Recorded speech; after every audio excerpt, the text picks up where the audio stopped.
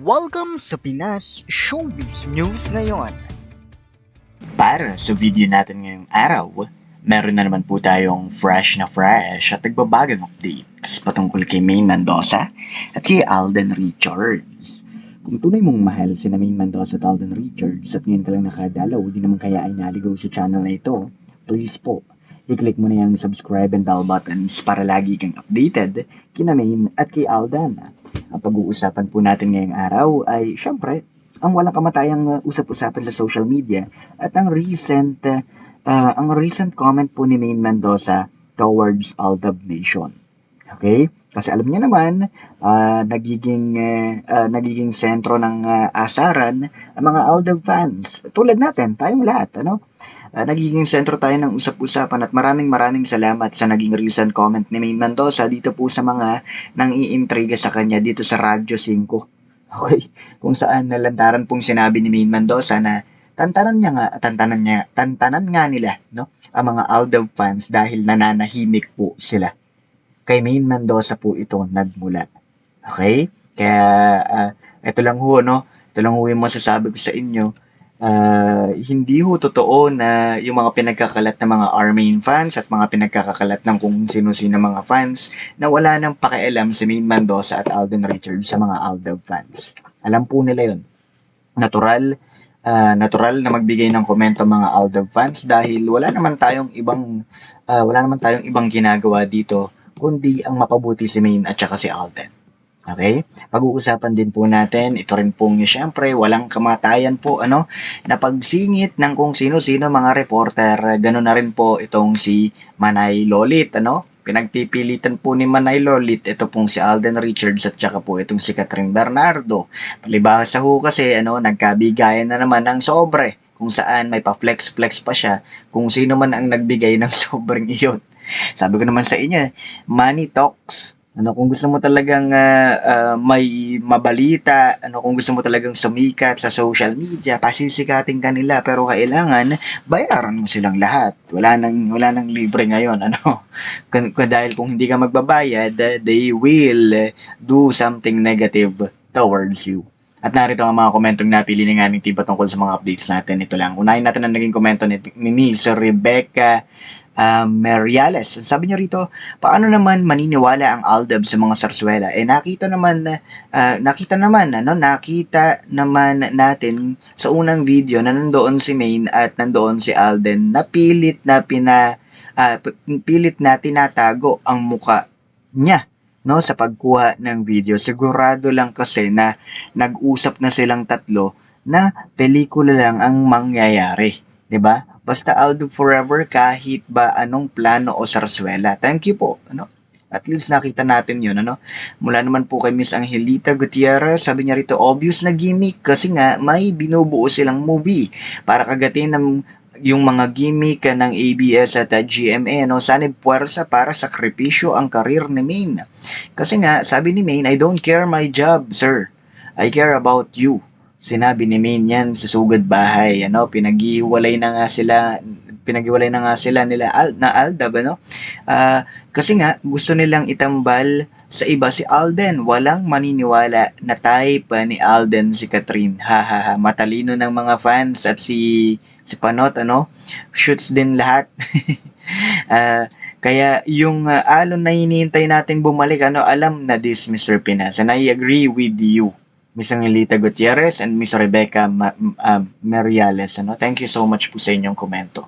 At para naman sa ikatlo nating komento, ito naman po yung mula kay Miss Doris Latupan. Sabi niya rito, wow ha, as if papatulan naman ni Alden si Catherine Bernardo. Hello, nag-iisa lang ang babae sa puso niya. Di naman sa kinukumpara ko si Catherine Bernardo kay Mengay, napakalayo naman talaga, napakalayo naman ng lamang ni Mrs. Fulkerson dyan at di pwedeng bawiin Tisoy ang sinabi niya noon na di siya nakikiapid.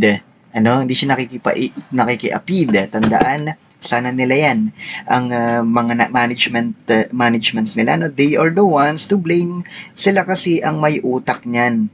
'Di ba? Sumusunod lang sila sa utos Ganyan naman ang buhay artista, kahit ayaw mo, ang pinagagawa sa'yo, kailangan mong sundin sa tinagal-tagal nating nakasubaybay sa couple, ano? Sanay na tayo sa mga tinahak nilang journey through their greedy and selfish managements. We're not all affected. Palibasa, alam natin ang katotohanan, Mr. and Mrs. Fulkerson are happy together. Ika nga ni RJ, private life is happy life. At pagdating sa showbiz, all the rules, so di na nila kailangan ng ibang partner, sila pa rin ang may hawak ng trono, aldab lang sa kalam. That's the truth and nothing but the truth. Maraming salamat po. And I agree with you, Miss Doris Latupan. Totoo po yun, ano? Ito nga pong nangyayari kina Catherine Bernardo at Alden Richards. Lahat po ito ay for public consumption. Okay, nasan po banda doon yung private life na sinasabi nila? Wala. Okay, lahat ng private life ay yung mga behind the camera na hindi ho nakikita nila towards Main and Alden. Diba? At para naman ho, ano, sa ikaapat natin komento mula naman po kay Miss Gina Torreco. Sabi niya rito, Mr. Pinas, walang bantay sa lakay, ang management lang nila. So, sa part 2 na tayo ng Sarsuela, medyo silent night ang part 1. Ang part 2 naman ngayon, ang umaarangkada. Pansin mo ba, Mr. Pinas? Video dito, video doon, video dyan, ano, ang pinakakawalan nila. But gaya ni Main, ano, ilang Alden ang ginagamit nila upang lokohin ng mga fans. Ano? Isa, dalawa, tatlo, tayo ang mamili. Ano? High-tech na ngayon, kaya watch out. Baka isa ka, no, sa maisahan nila. Patuloy kayong maniniwala sa kanilang mga palabas. Well, ganun naman, kabilis, mauto ang mga Pilipino. Lalong-lalo na yung mga hindi alam ang technology. Okay? Basta sa atin lang, alam natin yan. They are doing this for showbiz. Nothing more, nothing less. Showbiz, at pera. Ngayon, pag-usapan natin, itong pong pangungulit ng isang taga-Radyo 5 kay Main Mendoza, no? Sabi nga nila, kulitan daw with Miles Ocampo, no? Pero ang laki po ng kaninang ikinat dito. Dahil kanila pong sinubukan na isingit pa ang mga Aldab fans dito po sa kanilang usapan, kung saan si Main Mendoza nga po ay pumalag. Ano? Nagkukulitan po kasi sila. Tinatanong nila sa Main Mendoza, anong masasabi mo sa comments ng mga Aldab fans na tigilan daw, ano? Ang sabi, tigilan daw ni Catherine Bernardo itong si Alden Richards dahil may anak na kayong dalawa. No? So, tawanan sila, ganyan. And then all of a sudden, Main Mendoza became furious and very serious at sinambit niya po yung mga katagang tantanan niya po sila, nananahimik po sila. Okay? Tantanan niya po sila, nananahimik po sila. Yun lang yung sinabi ni May na napaka-ikli pero napaka-powerful. Kasi alam naman natin yon. Expected na ni Main Mendoza na magre-react ang mga Aldab fans dito po sa mga pangyayaring ito. Kasi nga, alam naman, kaya nga Aldab ang tawag sa fandom, di ba? They are referring to Main Mendoza and Alden Richards. So, alam nga naman mag-comment kami sa iba't ibang mga artista. Di ba? Alam naman mag-comment tayo sa iba't ibang artista. Ang focus nga lang natin si Alden at saka si Main Mendoza. Di ba? We're not doing anything else, or something else towards them. Talagang nandito lang tayo to protect them and of course to support them. Okay? At mamaya pagpatuloy natin yan dahil may kasunod pa yan kay Lolit Solis, At ito naman pong si Alden Richards, ay nagpunta nga po sa Negros ba yun? Tama ba?